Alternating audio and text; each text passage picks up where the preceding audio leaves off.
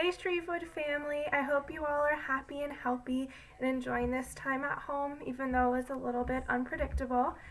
Today for the Hoot Happenings, I will be reviewing a virtual way to go apart the three-part drill that Jess and I have been talking about with our Orton Gillingham approach to reading instruction.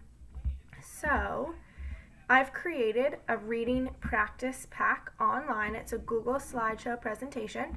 And I'm just going to review each part of it with you. And this is a great activity that students might be able to do at home if they have access to technology. And it can either be purely independent practice, it can be teacher-led, or a mix of both, kind of however you wish to present it. And it's also very easily differentiable for whatever your students might need. As stated in previous Hoot Happenings, the first part of our three-part drill are the sound cards in Orton Gillingham instruction. This is where the student says the sound each letter makes, or if a letter makes more than one sound, they say all of the sounds. In this presentation, I've included some tips that students might enjoy while they go about this practice. My favorite one would be to time yourself. I do this a lot with my fifth graders. How fast can you say all of the sounds, and can we beat our time from yesterday? So making it a competition is a really great way to make it even more engaging. What this looks like is on each slide there is a card with a letter. So for instance, this would be B, and the students to themselves would say B. B says B. And you would go through each letter and say each sound the letter makes.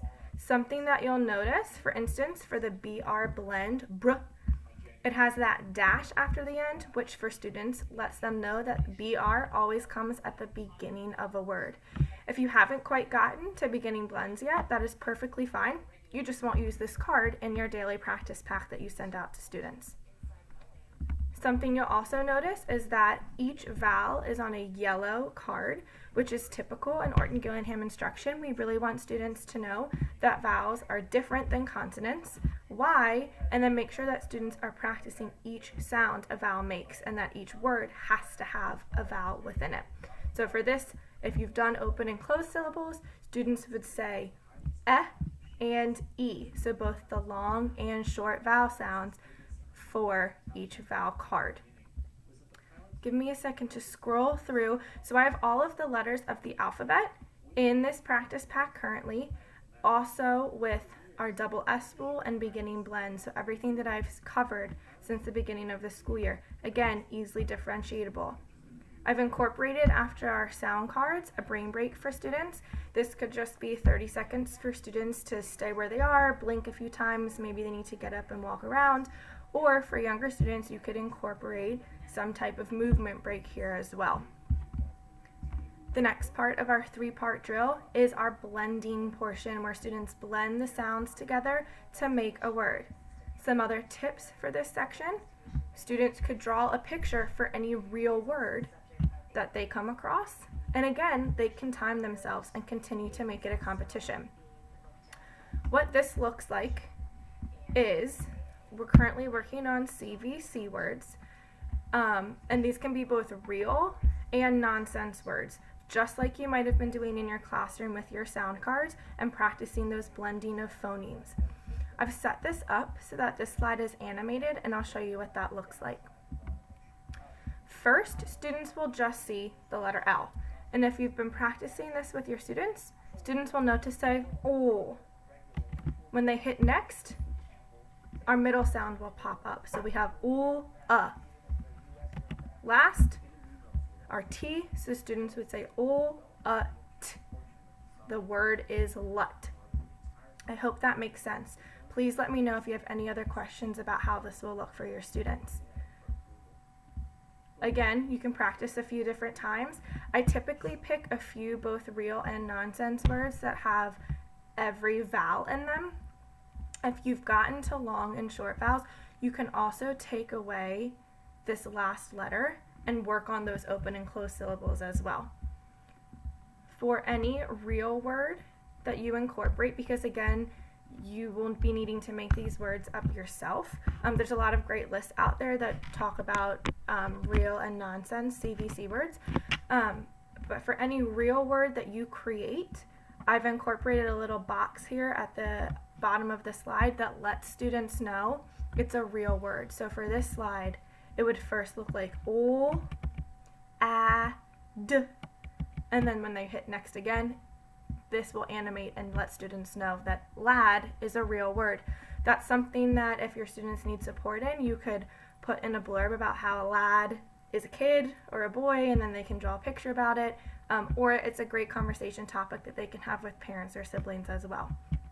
So again, I usually pick, for this for instance would be K, it's an open syllable, and I usually pick a few different words that have those different vowel sounds in them.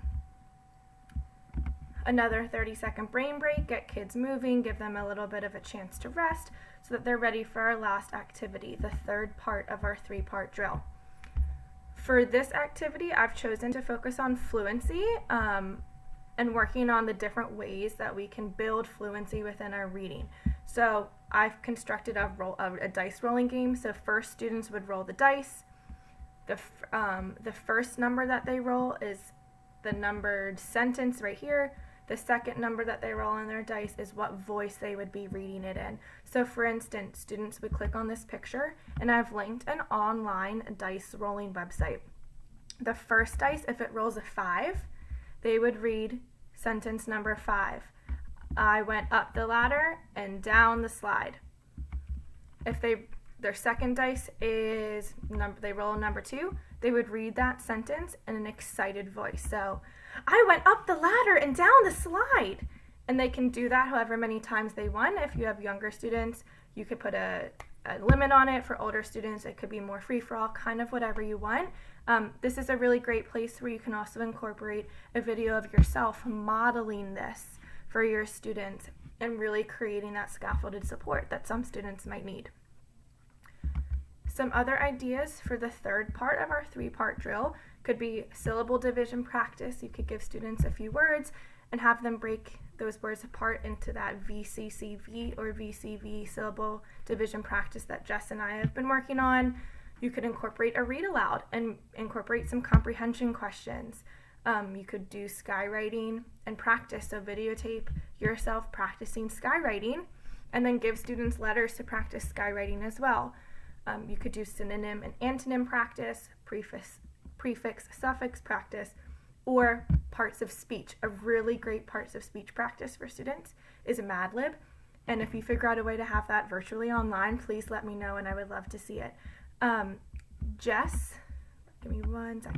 So I will send a template out in the Hoot Happenings. I'll provide that with Jess so that you can differentiate this presentation however you might need for your students.